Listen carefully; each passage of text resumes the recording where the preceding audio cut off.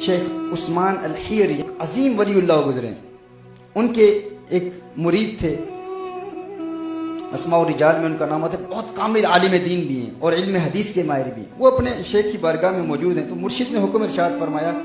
کہ ہم ایک اسلامی پروجیکٹ کے لیے ہمیں رقم چاہیے، آپ سب مریدین اپنی اپنی رقم پیش کریں۔ تو وہ مرید تھے، وہ امیر مرید تھے،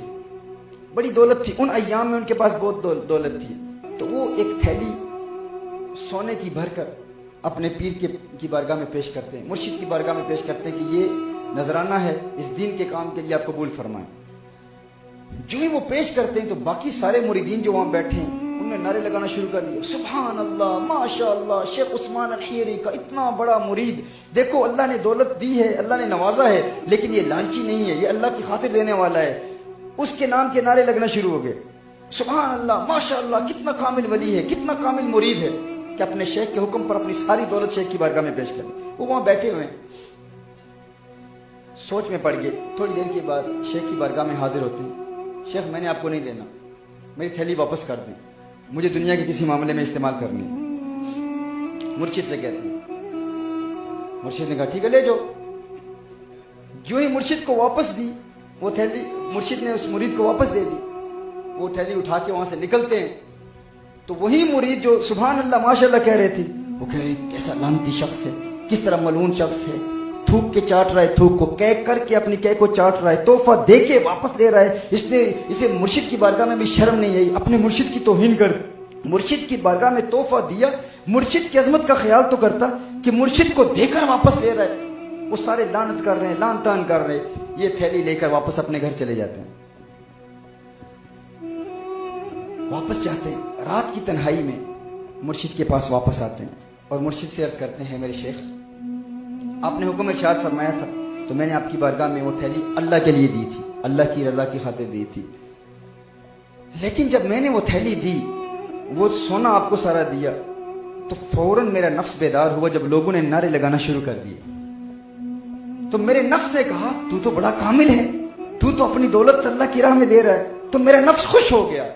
تو میں نے اپنے نفس کو خوش کرنے کے لیے وہ رقم نہیں دی تھی، میں نے تو اللہ کی رضا کے لیے دی تھی، لیکن جو ہی میرا نفس خوش ہوا تو میرے دل میں یہ وسوسہ پیدا ہوا اگر نفس خوش ہو گیا تو میرا ایمان برباد ہو جائے گا۔ میرا مقصد آپ کے ہاتھ پر بیعت کرنے کا یہی تھا کہ میں اپنے نفس کو ختم کروں، لیکن اس سے تو نفس کو زندگی مل رہی ہے میرے شیخ میں آپ کی بارگاہ میں یہ تھیلی پیش کرتا ہوں، لیکن میری آپ سے یہ التجا ہے، میری آپ سے ایک تمنا ہے، یہ آرزو ہے، یہ خواہش ہے کہ یہ راز فاش نہ کیجیے گا۔ اب لوگ جو مجھ پر لعنت بھیج رہے ہیں، میں چاہتا ہوں کہ میرے نفس کو اس لعنت کے ذریعے میں ختم کروں۔ پوری زندگی اس راز کو فاش نہ کیجیے گا، یہ تھیلی آپ کے لیے ہے، لیکن چونکہ میں اللہ کی رضا کے لیے دینا چاہتا تھا یہ سارا سونا، لیکن وہ دیا اللہ کی رضا کے لیے تھا، وہ نفس کی خوشی کا باعث بن گیا، لیکن شیخ اب رات کی تنہائی میں آپ کی بارگاہ میں پیش کرتا ہوں۔ اب ہوا کیا، شیخ بھی کامل تھے، شیخ عثمان الحیری صاحب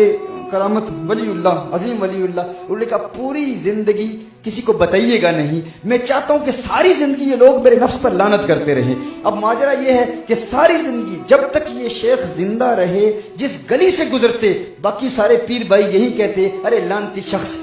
کہہ کر کے چاٹنے والا ہے، اپنی مرشد کی بھی عزت نہیں کی۔ ساری زندگی لوگ اسے مرشد کا گستاخ کہتے رہے، لیکن وہ مرشد کی بارگاہ میں مقبول شخص رہا۔ جب اس دنیا سے گیا تو پھر مرشد نے بتایا کہ یہ میرا کامل مرید تھا۔